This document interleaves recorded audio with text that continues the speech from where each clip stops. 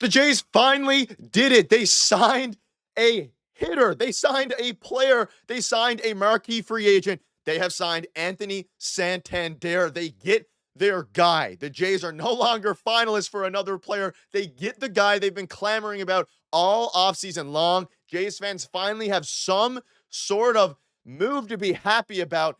And after Ross Atkins swings and misses on so many of these guys, they get the job done for Anthony Santander. We're going to break down this, discuss what it means going forward, as this is the first of many moves to come for the Toronto Blue Jays. Ladies and gentlemen, the Jays did it. They signed Anthony Santander. Quickly, reminder to hit that subscribe button if you're part of the 70%. They finally made a signing. I cannot explain to you how happy I am.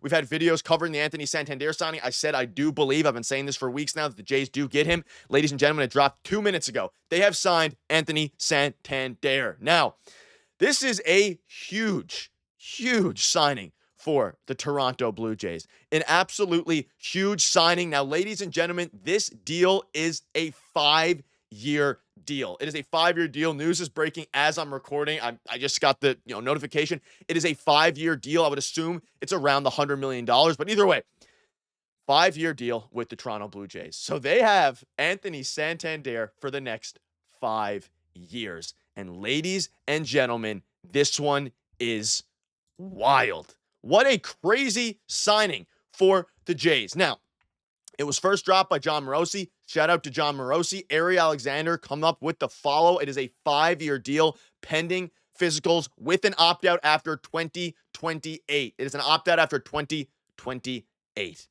So this is ideal. It is an opt-out after 3 years on a 5-year deal. Okay. I want to hold the line a little bit. I know some of you fans may not be excited. The job's not done yet. I agree. The job is not done yet. But when you're talking about a player the Toronto Blue Jays needed more than probably anybody on the market when it comes to a hitter, you go for Anthony Santander. And let me tell you, when they made the trade for Miles Straw, I've been seeing some discourse about this over the past few days. You make that trade, obviously, for the hopes of getting Roki Sasaki. I'm not debating that at all. But doesn't it make a lot more sense to have an outfielder off of the bench who can hit lefties well? He hits 760 career OPS against lefties, or at least last season. An elite, or yeah, I think career OPS, either way. Elite outfielder, one of the better defensive outfielders in the league. When you're getting a guy like Santander who is not a good outfielder, he is going to be the everyday left fielder for the Toronto Blue Jays. Anthony Santander is. But on times late in the game when you need to throw people around, you can put Varsho back in left, you put Miles Straw in center, and then your outfield defense is elite in, down the stretch. It is as good as you could have expected for the Toronto Blue Jays. Is 5 years a lot? Yes. There's an opt-out after 2028. So you're getting him with the getting him on the 3 years and then a potential opt-out. I believe it is a team option. Maybe it might be a mutual option. As details come out, there's a lot of things that are going on, but as details come out, we'll of course have more videos for you. And again, it's an opt-out after 2028. So I believe it's a player opt-out for Anthony Santander by 2028, but the Blue Jays can void that opt-out by picking up the 2030 team option. So a bunch of different things. Basically, by giving him an extra year, you can, buy out the team option there. So it's an interesting contract, a very interestingly structured contract. That being said, ladies and gentlemen, I'm happy they got it done. There's opt-outs in there. I mean, the Jays at this point, it makes sense for Santander to get an opt-out after 3 years. And again, we'll have more videos breaking down the full structure of this deal as they continue to come out. And I mean, I'm as happy as could be about this move. There is no doubt about it. I am as happy as can be because, ladies and gentlemen, we have been talking all off season long about how the Jays, I'm making videos on it. I had a video this morning. Yeah, the Jays have been missing out on so many of these players, right? We all know that. They've been missing out on Roki Sasaki. The list goes on and on and on. Roki Sasaki, checkmark. They missed out on him. Corbin Burns, Juan Soto, all these different guys to finally get a guy that Jays fans have wanted. Everybody wants. Is there some holes in his game? Absolutely. He is going to hit bombs. He's going to protect Vladimir Guerrero Jr. And it's no longer rumors, ladies and gentlemen. The Jays got their guy.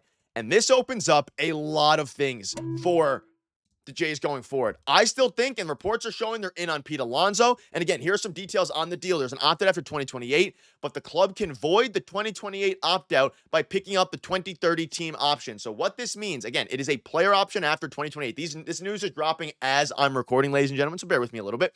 So essentially, the Jays can make it a 5-year deal. So if he's playing well after, let's say he has a great season next year, he's playing well by 2028, and Anthony Santander is playing so well that he wants to opt out after 2028, right? He wants to opt out after that year in order to, go get a new contract. The Jays can say, hey, no, we want you for that extra 2 years, and then they can pick up the 2030 option. So it's interesting. It is a very interesting deal. I like the framework of it. If Santander is playing really well, the Jays will pick up the option. If he's not playing well, then you're a bit stuck because it is a player opt-out after 2028. Because then you're a little bit stuck because let's say he has a down year in 2027, then he's going to pick up that option that goes all the way through. But either way, situation, I'm happy. Let me know down below what your thoughts are on the contract as well, because a very interesting one. Again, we're getting news on the fly here. We'll have multiple, other videos surrounding this, but huge news on the fly. And again, let's talk about the player a little bit. He is the most welcome addition to a team that really needs what he does well, and that's socking some dingers. That's exactly what he does. 44 home runs, 28 home runs, 33 home runs. If you want to say he's bad at getting on base, you're right. He had a bad year last year with batting average and getting on base. But if he can come in and just hit home runs, he's going to protect Vladimir Guerrero Jr. There is no doubt about it. He's going to protect Vladdy. He is going to help lengthen this lineup. You have a healthy Bichette. So you have Vladdy, whatever order they want to put him in, whether that's Vladdy, Bo 2, Vladdy 3, Santander 4, or whatever order of that you want to put it in. They got their guy, and that is what matters most for the Toronto Blue Jays. They were able to get their guy. They were able to get done what they got done. And finally, we cannot be finalists for a outfielder. And again, the contract is very interesting. It is an extremely interesting one. 5 years with some opt-outs. We knew he wanted that 5-year deal. I've been clamoring on the channel. The offer was 4 years, $82 million. They went back and they did the 5-year deal. The exact number figure is not out yet. We will have a follow-up video with a bunch of different details, and I'm sure there'll be there'll be a ton of things going on about these. Some quotes from Ross Atkins. For now, I'm going to enjoy my happiness. One job is done. The total job, absolutely not done. I know some of you might not be as excited as I am. I'm excited because they got something they desperately needed. Whether or not they missed out on these other guys, if you take away the Roki Sasaki situation, which was devastating and brutal, I mean, the Miles Straw trade makes a bit more sense now. Either way, it was still a horrible trade, not defending Ross Atkins. They got the job done, and that's what matters. They got the job done for Anthony Santander, who hits absolute bombs. He's going to be a huge part of this lineup, above 800 OPS next year. And if he's playing really well, it's a big swing, or it's a risky contract, because if he's playing really well after 3 years, you opt in and you get him for an extra 2. If he's playing really bad, Santander is going to opt in and get his extra 2. So a risky one, but one Ross Atkins had to make. They had no choice. 44 home runs last year. Let me know down below, ladies and gentlemen, what your thoughts are on all of this. And your guys' support's been unbelievable. I promise to keep you up to date with all the latest news. If anything else drops, this is the place to be. Thank you guys for watching. See you later.